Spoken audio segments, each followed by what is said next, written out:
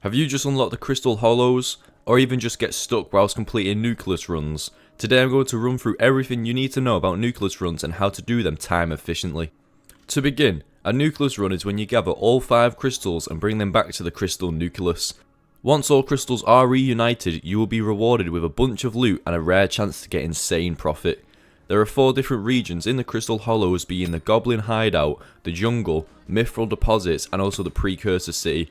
All of these regions have different locations you have to discover to gain their crystal. All crystals require a task, and that will allow you access. In the Goblin Hideout you have 2 locations, being the King Goatszz and the Queen's Den.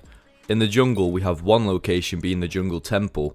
In the Precursor City we have 1 location, being the Lost Precursor City. And finally in the Mithril Deposits we have 1 location, being the Devon Mines. It is good to know that not all locations spawn in a lobby, so if you're using a wishing compass and it says nothing nearby, then you may need to swap lobbies. First of all, it is important to be using a client such as Badlion Client, which have built-in waypoint setters. This means every time that you come across one of these locations, you will be able to instantly set a waypoint and never lose that place. Your first run will always be a little bit longer, however once all locations are found you will be able to speed through them. One important thing to note is you will need to be able to instantly break hardstone.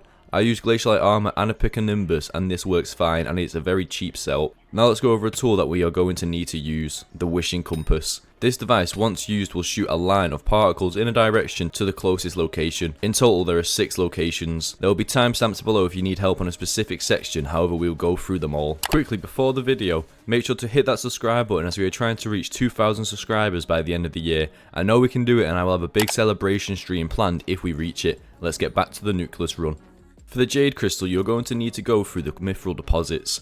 If you're using a wishing compass, you should be able to find the Mines of Devon pretty quickly since it is huge. However, if you get stuck, then you can always try and ask someone in chat, and if anyone is feeling nice, they will tell you where the coords are.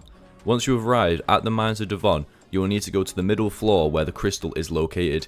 Here you will find 4 different NPCs which all have a missing item. If you interact with one of these NPCs, you will be given a metal detector.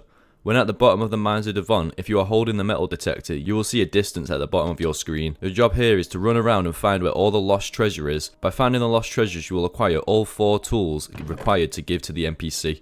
This will be granting you access to the Jade Crystal. Once you have claimed the crystal, you will be required to go back to the crystal nucleus and place it down. For the Amber Crystal, this will require you to go to the Goblin Hideout. There are 2 locations that you will be required to find here. First, you will need to locate the King Goatszz and then the Goblin Queen's Den.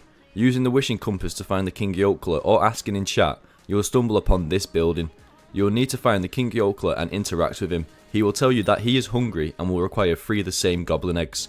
You can find these eggs by opening chests within the jungle, or for lazier people you can buy 3 of the cheapest eggs from the bazaar. Once you give him the eggs, he will grant you the King's Scent. This will allow you to sneak past the Goblin Queen's guards. Now you want to head towards the Goblin Queen's Den and go to the top floor. Here you will find the Amber Crystal. Claim the crystal and take it back to the crystal nucleus to place. For the Amethyst Crystal, you will need to head to the jungle. Here, when using a compass, you will be directed towards the Jungle Temple. Before you enter, you must provide the guards with a key to gain access. There are 3 ways to get in this key. You can either kill the Jungle Key Guardians, buy it from Ottawa, or buy it from the bazaar, which I will be doing. Once you hand the guards the key, the gate will open and you will face a fairly easy parkour course. Once you complete the course and get to the other side, you'll be granted 2 chests to open and an Amethyst Crystal in return. For the Sapphire Crystal, you will need to venture to the Precursor City. Here you will stumble upon the Lost Precursor City where you will find the Professor Robot. When interacting with him, he will tell you that he requires 6 automaton parts. You can gain these parts from either chests within the Precursor City or by killing automatons which spawn throughout the area.